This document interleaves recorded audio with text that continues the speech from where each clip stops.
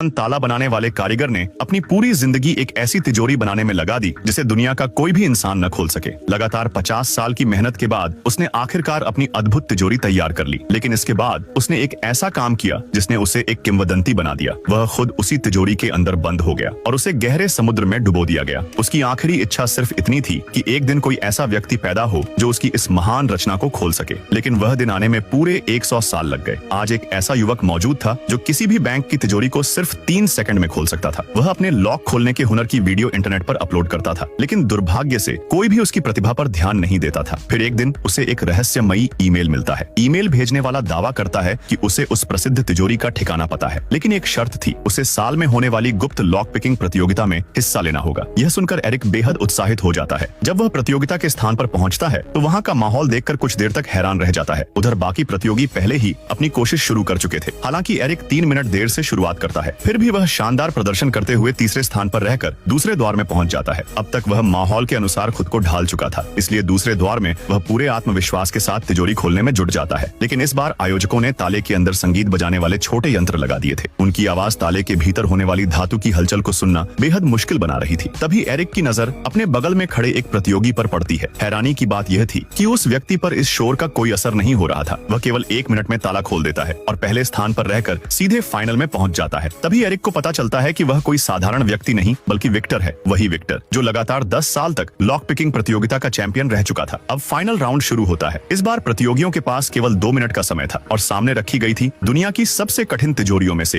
एक शाही तिजोरी, जिसे दुनिया के शीर्ष 3 सबसे जटिल तालों में गिना जाता था। विक्टर ध्यान से तिजोरी की आवाज सुनने लगता है। जल्द ही उसे पता चलता है कि तिजोरी के दरवाजे की परतों के बीच फोम भरा गया है, जिसकी वजह से अंदर की धातु की आवाज लगभग सुनाई ही नहीं दे रही थी। लेकिन विक्टर पूरी तैयारी के साथ आया था। वह एक खास यंत्र निकालता है जो बेहद हल्की आवाजों को भी बढ़ा सकता था। यह देखकर सभी को यकीन हो जाता है कि इस बार भी जीत उसी की होगी। लेकिन दूसरी तरफ एरिक के चेहरे पर कोई चिंता नहीं थी। वह धीरे से अपना दायां हाथ तिजोरी के दरवाजे पर रख देता है और उसी क्षण कुछ असाधारण होता है। उसे तिजोरी की पूरी आंतरिक संरचना का एहसास होने लगता है। दर्शकों की हल्की आवाजों से पैदा होने वाले सूक्ष्म कंपन तिजोरी तक पहुंच रहे थे और एरिक का हाथ उन सभी कंपन को महसूस कर पा रहा था। समय तेजी से बीत रहा था। अब केवल 1 मिनट बचा था, लेकिन एरिक अब भी बिल्कुल स्थिर खड़ा था। उसे देखकर सभी को लगने लगा कि उसने हार मान ली है। लेकिन तभी अचानक वह हरकत में आता है। उसकी उंगलियां तेजी से ताले पर चलने लगती हैं और केवल 7 सेकंड के भीतर वह तिजोरी के तीनों ताले खोल देता है। अगले ही पल तिजोरी का दरवाजा खुल जाता है।